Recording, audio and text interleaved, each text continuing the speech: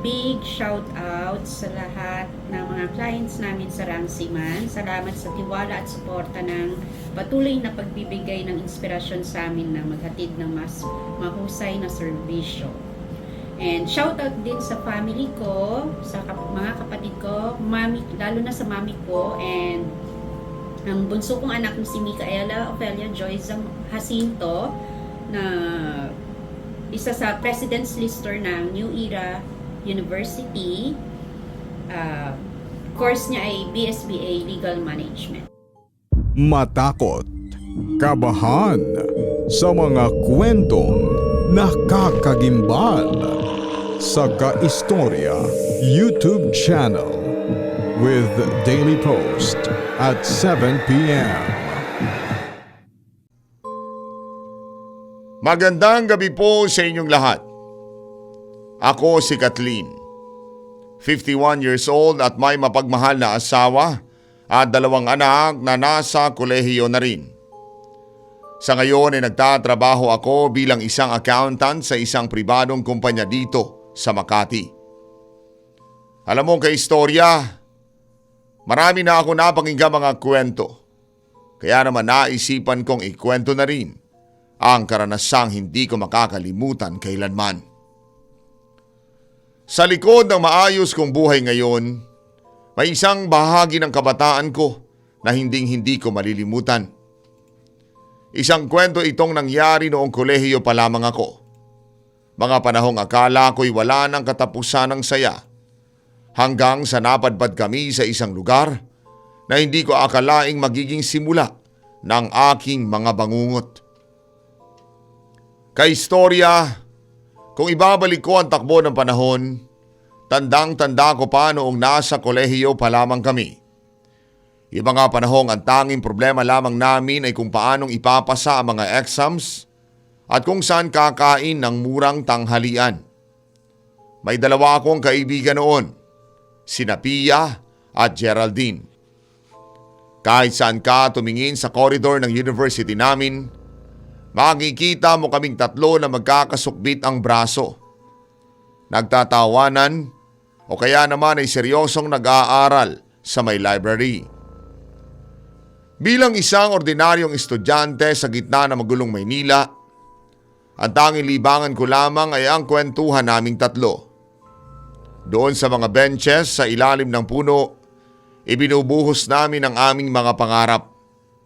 Kung anong klaseng trabaho ang kukunin namin, kung kailan kami magpapakasal, at kung paano kami magiging matagumpay. Si Geraldine ang pinakatahimik sa aming 3.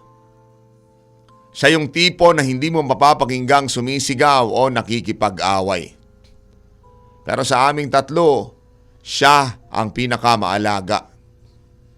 Kapag may isa sa amin na may sakit o kahit pagod lamang sa pagre-review, si Geraldine ang unang mag-aabot ng tubig.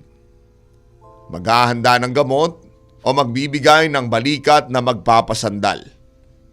Siya yung anchor ng grupo namin. Si Pia naman ang eksaktong kabaligtaran ni Geraldine.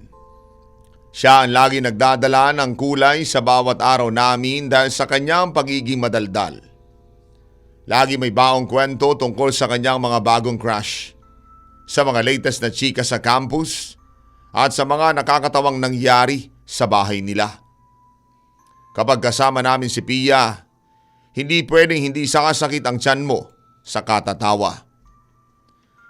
Isang hapon, habang pagod na pagod kami nag-aabang na masasakyan sa tapat ng eskwelahan, biglang nagsuggest si Geraldine. Guys, malapit na ang sem break. Bakit hindi kayo sumama sa amin sa probinsya? Ang sabi pa niya habang pinupunasan ang pawis sa noo. Mag-relax naman tayo. Masyado na tayong lunod sa ingay ng Maynila eh. Doon sa amin, sariwa ang hangin. May dagat.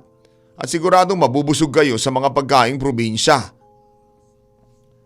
Hindi na kami nagatubili pa ni Pia na pumayag. Isipin mo ba naman kaistorya, libreng bakasyon sa isang lugar na hindi pa namin napupuntahan. Sabik na sabik kaming makakita ng dagat at makatakas sa mausok na kalsada ng syudad. Agad naming inayos ang aming mga gamit at humingi ng permiso sa aming mga magulang. Ang akala namin, ito na ang pinakamasayang bakasyon ng buhay namin. Maagang maaga kami nagkita sa pier kung saan doon kami sasakay ng barko. Halos madaling araw pa lamang ay naroon na kami. Bitbit ang aming mga backpack na puno ng gamit, ng damit, sunscreen at syempre ang aming pananabik. Habang nakapila kami sa boarding, hindi maubos ang kwentuhan namin ni Pia tungkol sa kung anong gagawin namin pagdating doon. Pag-akyat namin sa barko, humanap kami ng pwesto malapit sa bintana. Pinapanood namin ang unti-unting paglayo ng mga matatayog na gusali sa Maynila. Habang lumalayo kami, tila ba naiiwang lahat ang mga stress at pagod ng pag-aaral.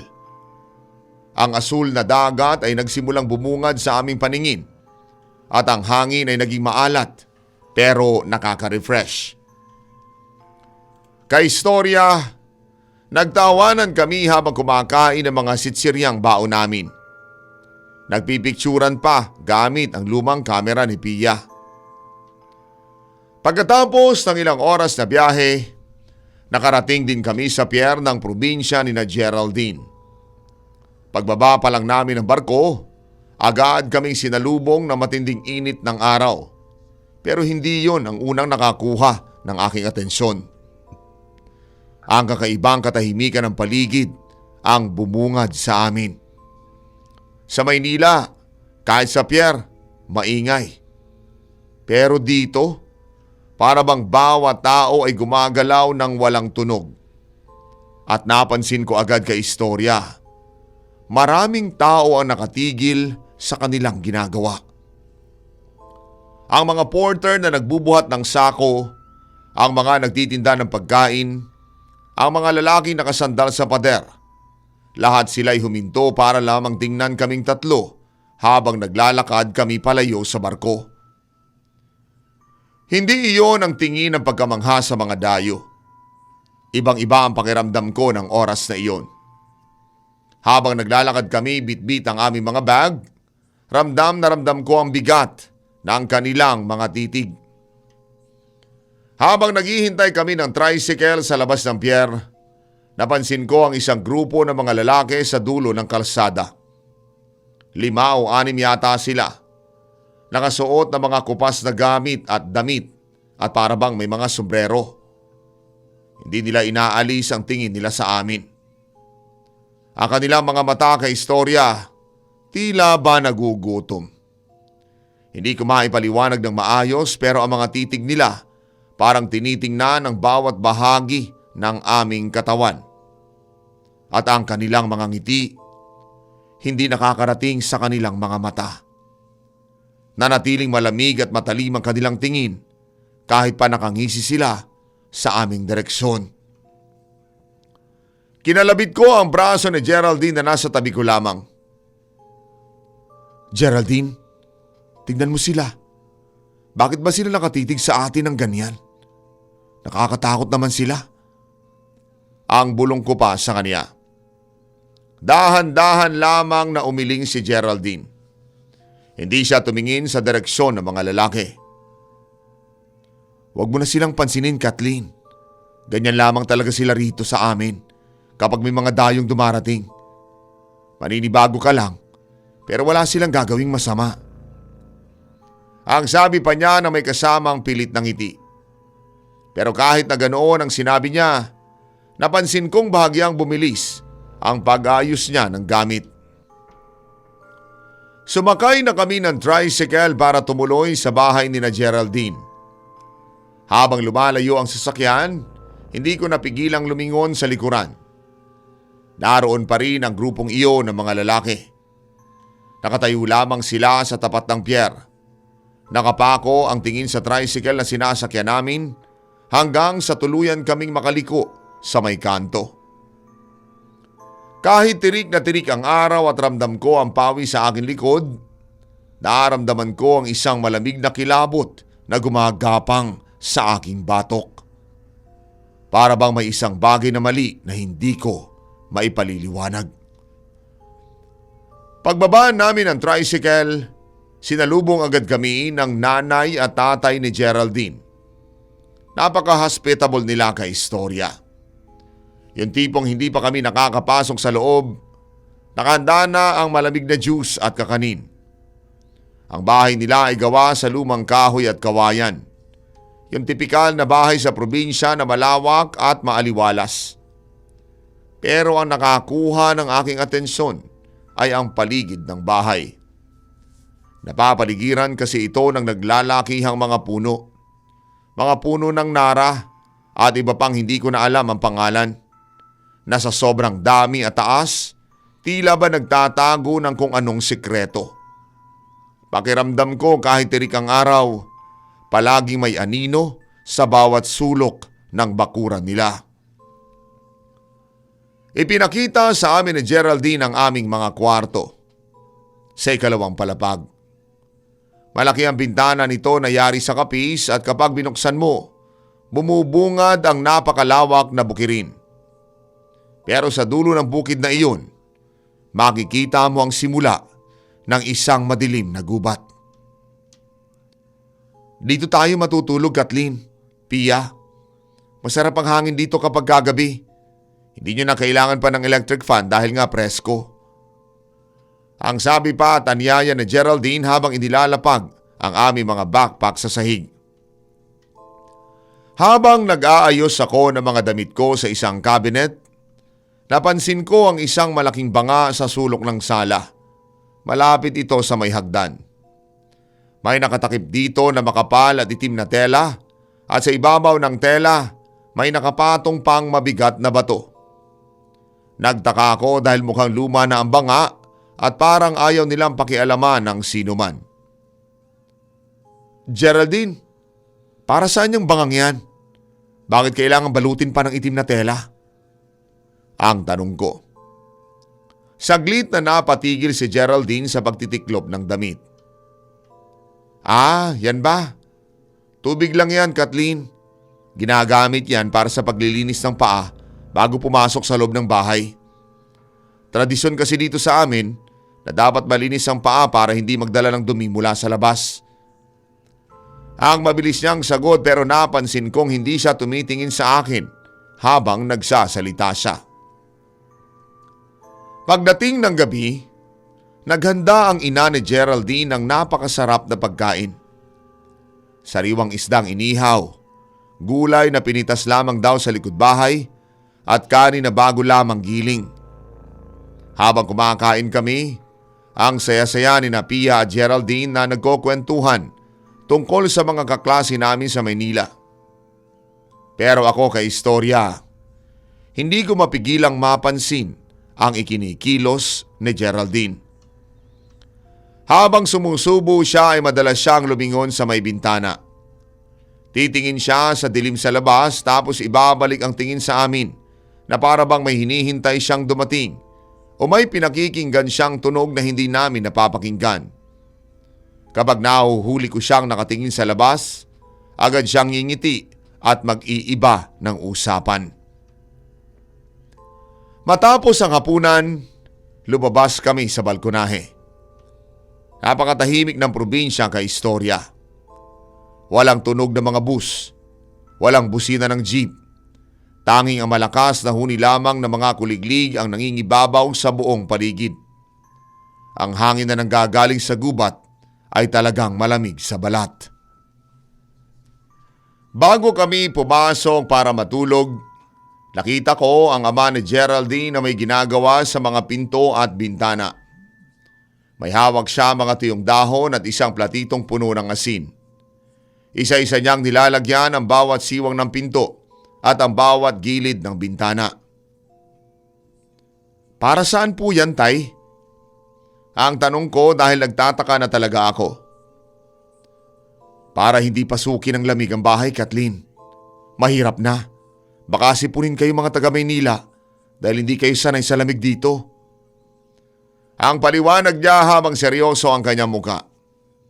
Pero sa loob-loob ko kay istorya, Nararamdaman ko na may mas malalim pang dahilan sa likod ng ginagawa niya. Bakit kailangan may asin pa? Pero dahil bisita lamang ako'y nanahimik na lamang at sumunod na pumasok na sa kwarto. Kinabukasan, maaga akong nagising. Tulog na tulog pa sina Pia at Geraldine kaya naman nagpa siya ako lumabas para lumanghap ng sariwang hangin. Naglakad-lakad ako hanggang sa makarating ako sa isang malapit na ilog. Ang ganda ng lugar kay istorya. Napakalinaw ng tubig. Kitang-kita mo ang mga isdang lumalangoy sa ilalim at ang mga bato sa paligid ay malalaki at patag. Tila ba idinisenyo talaga ng kalikasan para upuan ng mga tao. Umupo ako sa isang bato at inilubog ko ang aking mga paa sa malamig na tubig. Napakasarap na pakiramdam. Parang nawala ang lahat ng pagod ko sa biyahe. Pero sa gitna ng aking pagre-relax, bigla ako nakaramdam na parang mayroong nakatitig sa akin. Ramdam kong may tao sa aking likuran, kaya naman agad akong lumingon. Isang lalaki ang nakatayo roon. May katamtaman siyang tangkad, maayos ang pananamit at masasabi kong napakagwapo ng kanyang mukha. May mga matatalas siyang mata pero ang ngiti niya napaka-friendly. Pasensya ka na kung nagulat kita. Nakita lang kita rito kaya napahinto ako eh. Ang pakilala pa niya sa isang napakalumanay na boses. Ako nga pala si Renato. Taga rito lamang ako sa kabilang baryo. Hindi ko alam kung bakit kaistorya pero parang gumaan agad ang loob ko sa kanya. Nawala yung takot at kaba na nararamdaman ko nung nasa pier pa lamang kami. Para bang napaka-komportable niyang kausap. Nagkwentuhan kami tungkol sa buhay sa probinsya, sa kanila mga taniman at sa mga kwento-kwento rito sa lugar nila. Habang nag-uusap kami, sinabi niya na bukas din ay pista sa kanilang baryo. Sumama ka, Kathleen. Masaya roon. May mga sayawan at maraming masarap na pagkain na hindi mo pa natitikman dyan sa Maynila. Sayang naman ang bakasyon mo kung hindi mo mararanasan ang pista namin. Ang anyaya niya. Habang nagsasalita si Renato, napansin ko na tila ba may kakaibang kinang ang kanyang mga mata. Yung tipong kapag tinitigan mo siya ay parang nakakahipnotismo at hindi mo magagawang tumanggi sa kanyang sinasabi. Pakiramdam ko na mga sandaling iyon, siya lamang ang tao nakakaintindi sa akin sa lugar na ito. Sige Renato, sasama ako sa iyo bukas ng hapon. Ang pangako ko sa kanya. Hindi ko binalak na magpaalam kina Geraldine o Pia dahil gusto ko magkaroon ng sariling adventure. Naisip ko na baka pagbawalan lamang nila ako o asarin. Pagkatapos naming mag-usap, nagpaalam na si Renato at naglakad palayo patungo sa may kakahuyan. Nang mawala na siya sa aking paningin, napansin kong tila ba nag-iba ang kulay ng paligid. Parang naging mas maliwanag ang lahat para sa akin.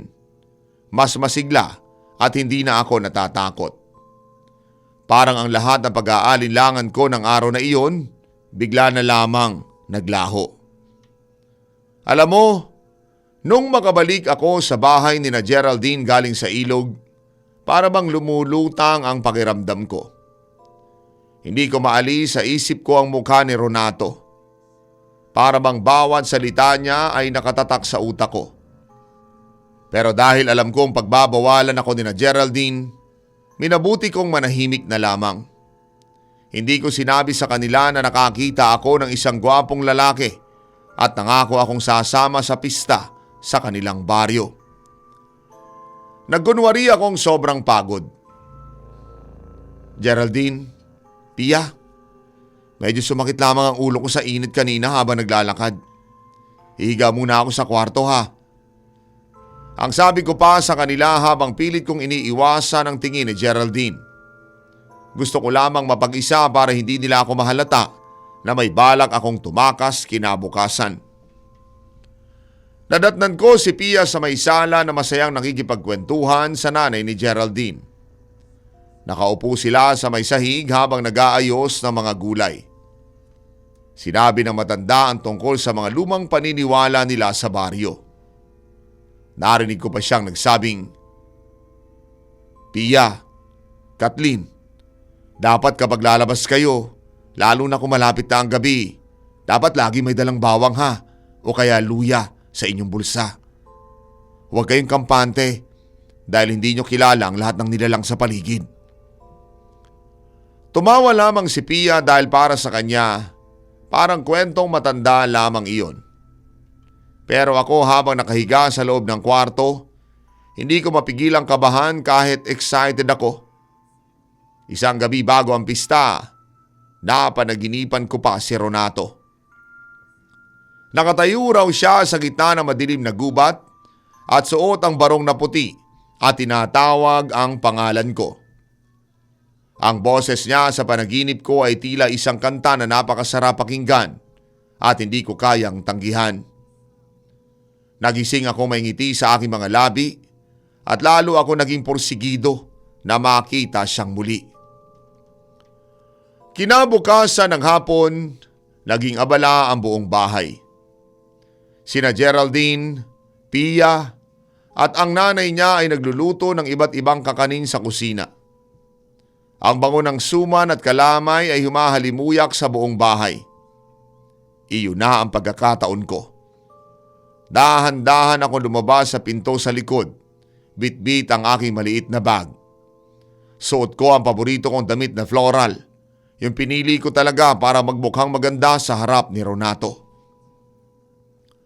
Mabilis ako naglakad patungo sa ilog. Hindi ako lumingon sa likuran dahil takot ako makita nila ako. Pagdating ko sa malaking bato, naroon na si Renato. Tama nga ang panaginip ko kay istorya. Suot niya ang isang malinis na barong na tila ba may napaka-espesyal na okasyon. Napakagwapo niya talagang tingnan. "Handa ka na ba, Kathleen? Malapit na tayo makarating sa amin. Nagsisimula na ang selebrasyon doon." Ang sabi pa niya sa akin ng may malawak na ngiti. Inalalayan niya ako sa paglalakad habang binabaybay namin ang isang maliit na landas sa gitna ng gubat. Habang naglalakad kami, napansin ko na ang landas na dinadaanan namin ay parang hindi naman dinadaanan ng mga tao. Puno ito ng matitigas na baging at matatayog na talahib. Habang lumalalim kami sa gubat, ang mga puno ay tila nagiging mas makapal at mas malalaki ang mga dahon. Ang liwanag ng araw ay unti-unti naglalaho.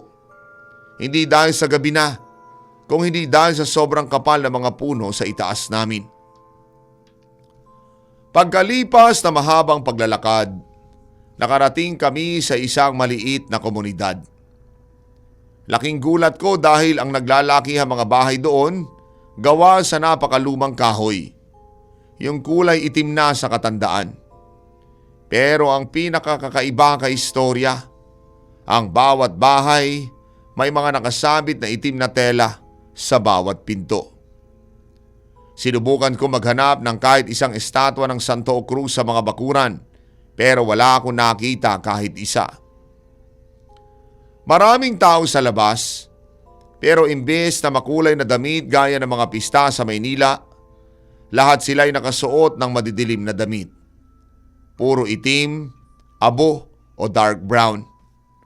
Nakatayo lamang sila sa tapat ng kani-kanilang mga bahay na tila ba may hinihintay na hudyat. Pagkakita nila sa akin, biglang tumahimik ang lahat. Tumigil sila sa pagsasalita at sabay-sabay silang tumitig sa akin. Ang kanila mga ngiti nakakaloko. Yung tipong tinitingnan ka mula ulo hanggang paa na para bang may kung anong sinusuri. Inakbayan ako ni Renato at parang ipinagmamalaki niya ako sa kanila. Dinala niya ako sa pinakamalaking bahay sa gitna ng baryo. Mula sa loob, nanggagaling ang amoy ng nilulutong karne. Napakabango ng amoy kaistorya, pero may kasamang kakaibang anghang na hindi naman ako pamilyar. Ito ang pamilya ko, Kathleen. Pasok ka. Huwag kang mahihiya. Matagal ka na naming hinihintay. Ang bulong niya mismo sa tenga ko. Sa unang pagkakataon ng hapon na iyon, tumayo ang mga balahibo ko sa batok. Hindi ko alam kung bakit pero ang boses niya ay para bang naging mas mahaba at mas magaspang. Pagpasok namin sa loob ng malaking bahay, bumungad sa akin ang isang mahabang mesa na puno ng iba't ibang putahe. May mga karne na kulay itim ang sarsa. May mga sopas na malapot at kung ano-ano pang hindi ko kilala. Ang mga tao sa loob ay mas mapuputla kaysa sa mga nakita ko sa labas. Parang hindi sila nasisikatan ng araw. Pinaupo ako ni Renato sa dulo ng mesa, sa tapat ng isang matandang babae na may napakahabang buhok. Inalok niya ako ng isang baso na may lamang kulay itim na inumin. Malapot ito, para bang tsaa na hinaluan ng kung ano. Inumin mo to, Kathleen. Pampalakas ito para sa ating seremonya mamaya kapag lumabas na ang buwan. Ang sabi pa ng matandang babae. Ang boses niya ay parang tunog ng mga tuyong dahon na nagkikiskisan. Nang tangkain kong uminom dahil sa uhaw, napatingin ako ng malapitan sa mga tao sa mesa. Kaistorya, doon ako biglang natauhan. Ang bawat isa sa kanila ay may mahabang kuko na kulay itim. At nung tumawa ang lalaki sa tabi ni Renato, nakita ko ang kanyang mga ngipin. Hindi ito katulad ng sa atin. Matutuli sa mga ito, para bang sa hayop. Biglang nawala yung parang hipnotismo sa utak ko. Naramdaman ko ang matinding panganib. Hindi ito pista ng mga tao. Ibinaba ko ang baso kahit nanginginig na ang mga kamay ko. Sandali lang ho. Naiihi ho ako eh. Saan ho ba ang banyo? Ang tanong ko at pilit kong pinapakalma ang boses ko. Tumingin sa akin si Renato na may halong pagdududa. Parang ayaw niya akong paalisin sa kanyang tabi.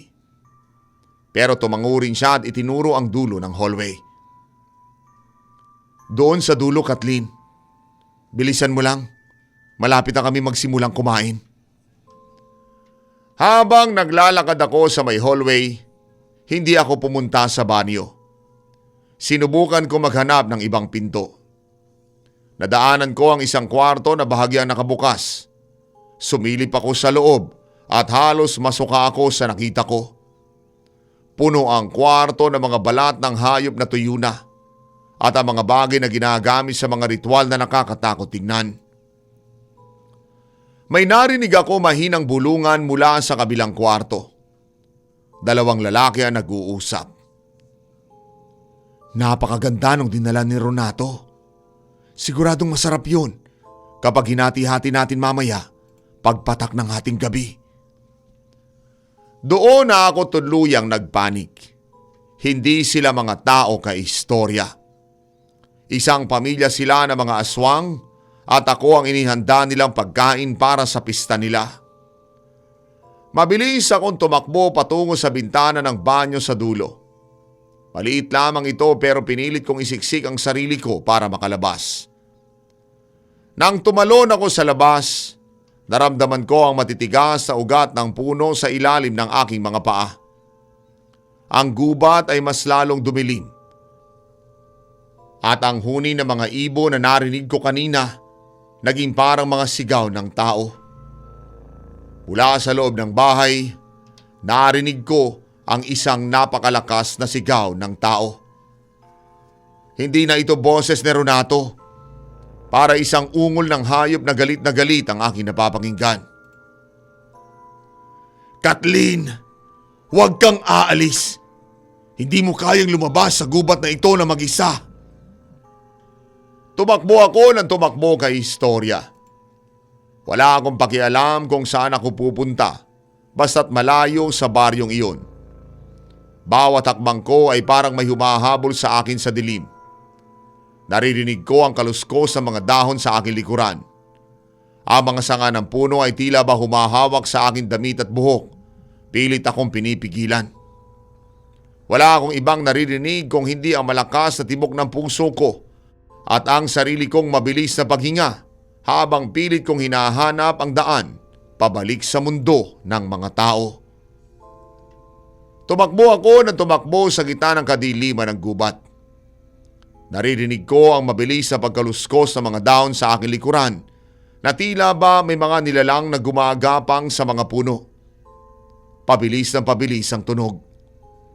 Hindi ako lumingon dahil alam kong kapag huminto ako, kahit isang sandali lamang, iyon na ang katapusan ng buhay ko.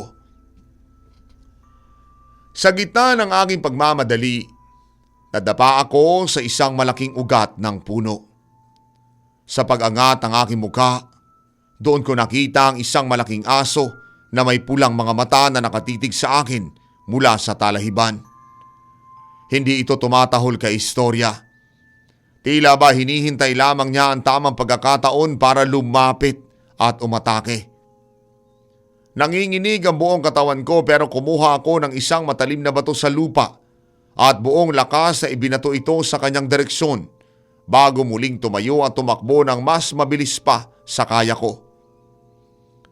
Ramdam ko ang pagtulo ng aking luha at ang mabilis na tibok ng aking puso na tila ba sasabog na sa sobrang kaba. Pagkalipas ng tila walang katapusang pagtakbo, nakita ko ang isang maliit na liwanag mula sa isang sulo sa dulo ng landas. Nananalangin ako ng taimtim na sana iyon na ang daan pabalik sa sibilisasyon o sa bahay ni na Geraldine. Habang ako'y papalapit, nakita ko ang ama ni Geraldine. May hawak siyang itak at sulo, kasama ang ilang mga lalaki mula sa baryo na may bitbit ding mga armas. "Kathleen! Dito! Bilisan mo!" Ang sigaw niya na makita niya ako nagtatatakbo mula sa gubat. Pagkalampas ko sa kanila, agad nilang hinarangan ang landas.